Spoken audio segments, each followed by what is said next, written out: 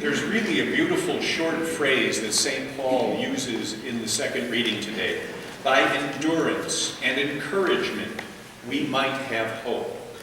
The God of endurance and encouragement will help you. I thought it was really an interesting phrase that really does capture what this Advent season is about endurance and encouragement. And when I was thinking over this, the first thing I thought of was, if anybody lives with endurance and encouragement, it's people who do marathons. So I called a buddy of mine, Andy. And Andy, he doesn't just do marathons, he does triathlons. And yeah, I know.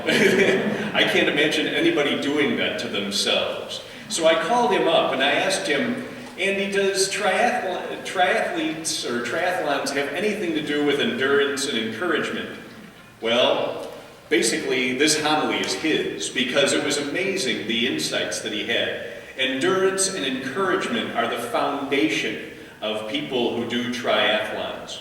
For those of you who don't know what triathlons are, these crazy athletes, they go for a 1-mile swim. Now, this is the standard triathlon. There are ones that are even longer than this, if you can imagine. A 1-mile swim, then there's a 25-mile bike ride, and if that's not enough for you, there's a 6.2-mile run, and that's the average triathlon, which is pretty amazing. But he said that triathlons really gave him a glimpse into his own life and even his spiritual life. First of all, he said swimming is like the younger years of our lives, for those of you who are a little younger today. When you are first born and for the years after, you're born into brand new situations, things that are completely different, and you have to sink or you have to swim. That is, you're born and put into a new family and you swim with those folks. And then you have to swim with all of your schoolmates. And then you live in a neighborhood and you have all kinds of different people who live there. And there's all kinds of new experiences, and you're called to swim in those waters. And so, yes, you need endurance for the long haul, and you need encouragement of those people around you in order to start that swim off well. And then he told me that biking was like the middle years of your life. When you're on a 25-mile bike ride, or even longer, there are times when you coast, there are times when you're going uphill and you have to go really, really hard. And then you always have to watch for the turns in the road, because they're not easy. And so always you keep pedaling and you keep moving forward. And he said it was the analogy to the middle years of our lives.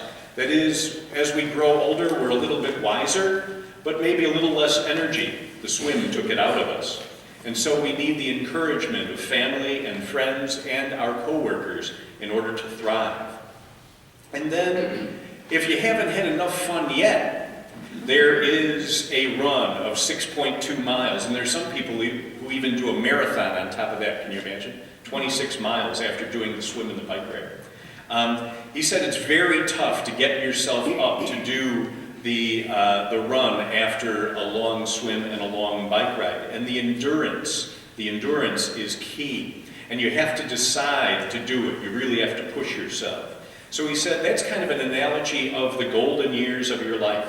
You're heading toward the finish, but you want to finish well. And so you may have a goal in mind. I want to do this run for kids or grandkids, or just to live well, or to travel a little bit more. And maybe it's to do what I want for the very first time. And so we are called in that run of our lives to encourage one another to live as God's people. And also, Andy said that the transitions between the swim and the bike ride, and the bike ride and the run, are extremely important. There are transitions you have to make. So basically, you get out of the water after your swim, and now you have to make a change. You have to put on different clothes, you have to take a bike, and you have to put on your biking shoes, and now everything is different, and you have to move forward. There's an arrival at the transition place, but there's also change. You have to do things differently than you have before. There's a new challenge ahead, and that could get very scary. So I really thought Andy had a really great insight into that. So we look at our lives through the prism of endurance and encouragement. We need the encouragement of others, and we always need the endurance in order to keep on going through this life that God has called us to. And so St. Paul calls God the God of encouragement and endurance. And so for ourselves, the endurance gives hope in our lives. And the difficulty is that sometimes evil can befall us. The evil one will say to us, "Don't try it. It's too hard. You don't want to do it." I don't know if you remember Mel Gibson's movie, The Passion of the Christ. And the opening scene is Jesus in the Garden of Gethsemane. And the devil is there telling him, "The cross is too heavy. You can't do it. Just turn around. Don't worry about it." Well, always there are those voices that pull us to the side, but we always have to push through those and endure. We are on a long road during these 4 weeks of Advent, and we're called to endure those 4 weeks well. There may be obstacles, there may be storms, there may be a temptation to quit, but we look at the words of St. Paul, who says, "I have suffered, I've been beaten, I've been shipwrecked, and still I am able to say there is hope in this life because God indeed has blessed us." He also says, "I have run the race, I have finished the course." And so Paul says, yes, there will be obstacles, but always God is there to sustain us and hold us in the palm of his hand. And even Winston Churchill, I found this article today, this quote today. Winston Churchill said, "When you are going through hell, keep on going." I think that really kind of sums it up. God bless Winston Churchill. And then there's the people, we are called to be people of encouragement. So there's endurance, but also encouragement.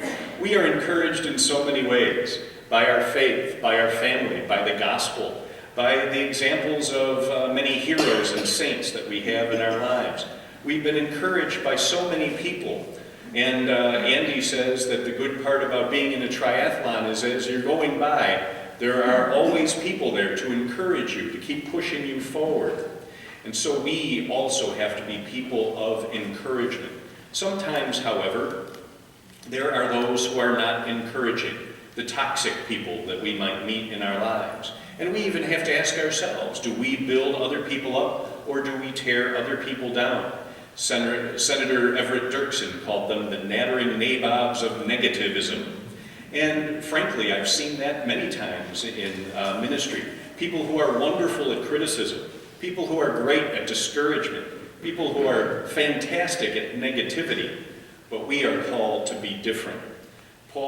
St. Paul once again says that we need to say the words that people need to hear. We need to encourage those who are around us. And so this evening we pray that the God of endurance and encouragement may bless us. And so that at whatever stage of life we may be, we can give thanks and ask for help to carry that cross that Jesus asks us to carry every single day. And we pray also for the gift of encouragement, that we may encourage others and also encourage ourselves to be the faithful disciples that we are called to be.